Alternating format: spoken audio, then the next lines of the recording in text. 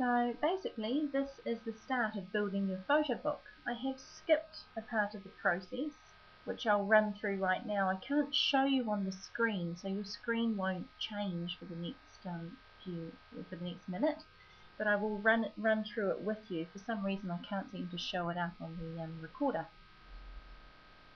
Basically, when you have gone to Photobooks here, it would have said create new. Now if you click on create new, then you can select the type of book that you want. Custom cover is where you've got your own photo on the front, or else the hard covers come in a variety of different colours. Black is probably the most popular. And you can actually select the cover that you'd want through the order process, so after you've finished building your photo book. Then you need to decide whether you want to go through a new book wizard or start empty book. The new book wizard is where it populates all of your photos onto the pages, whereas start empty book will bring you through to this stage here without any images in the bottom, and then you just choose your images yourself and choose your formatting and everything yourself. You can have a play around with both options. So basically all I've done here is I've just gone to add images or add folder with images. I've got all of my photos in one folder, which makes it easy. And then I've just selected what that folder is, opened it up, and it's just dropped all of my images into the image library down here. This is your main workspace here, and this here is just flicking through your pages.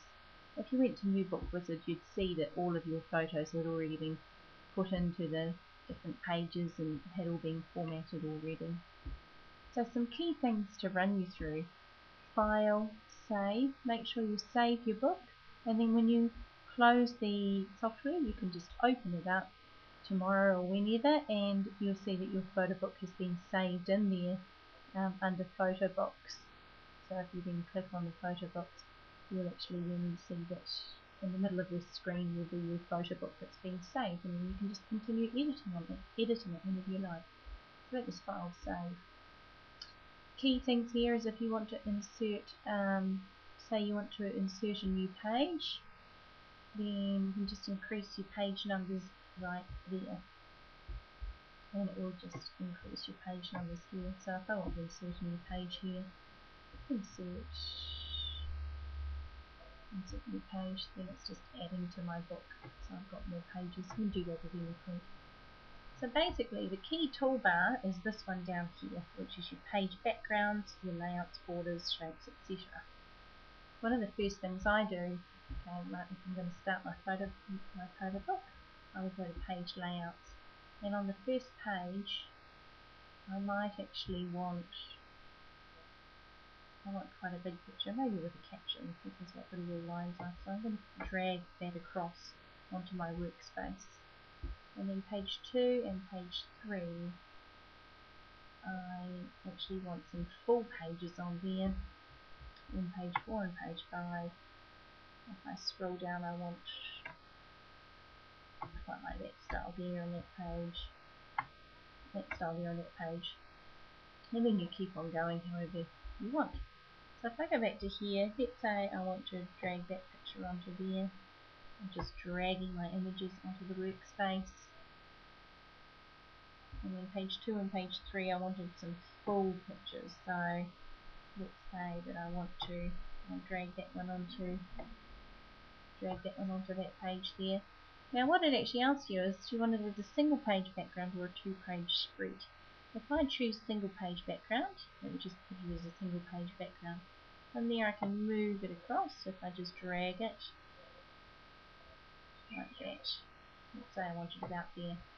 But I've actually changed my mind. I think I wanted it as a 2-page spread, so if I just drag it on there again, I might make it as a 2-page spread. I think that's better. I can drag it up and down however I want. If I go to this format, this layout here, let's say I want to add on, let's do some kitty ones over here. There we go. I'll just drag that on there. I'll just center it a little bit more, and then it's pretty centered. And then if I go to this here, I don't have some very good examples here, so excuse my pictures. And then let's drag that onto there like that. However you want to do it.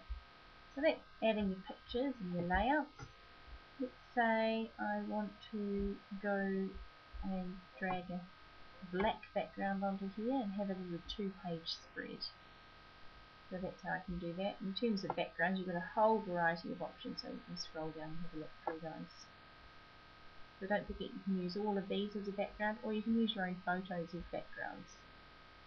On that note, I'll show you too how you can actually, if you right click on that, you can actually fade it out. So say I want that 50% faded, or you can filter it and make it turn it into a black and white, however you want to do it. So basically we've been through the backgrounds, page layouts, just choose whatever layout you want. To borders, say I want to put a border on this, I might just put a line border, a white one, so just scroll down, add a white border to that. Or else, maybe I prefer a brush kind of border, I could add that instead. I want the white one, so I'm just going to choose that one here. Replace border. You can ever play around with borders as well. Picture shapes, you can put shapes around your photos.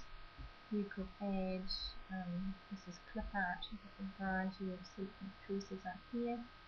Maybe I want to put a pretty flower on there, and again it will ask you if you want it as a background or just add the picture. I just want to add the picture, and I can just drag and move it around as I want. That doesn't want to play down. Okay, but basically you should go. You can never play around with that.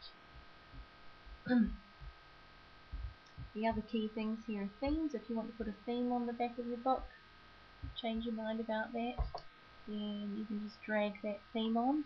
Just going to take that filter off. The other thing to be aware of is, see when I click on this photo here, you can see below here it came up with resolution and a tick. So that means that that resolution is fine. But say I had a picture that I dragged onto here and the resolution wasn't so good. I'm trying to think of one that might not be so good. Let's say if I drag this one on here, and let's say I wanted it as a 2-page spread. You see how it's got this here and resolution 67 dpi. It's not a high enough resolution really. But what you could do if you want, you could fade it out so it's not so noticeable. But ideally you want high res photos, otherwise it will come out somewhat blurry. I'll come back shortly with the next photo book tutorial. See you soon.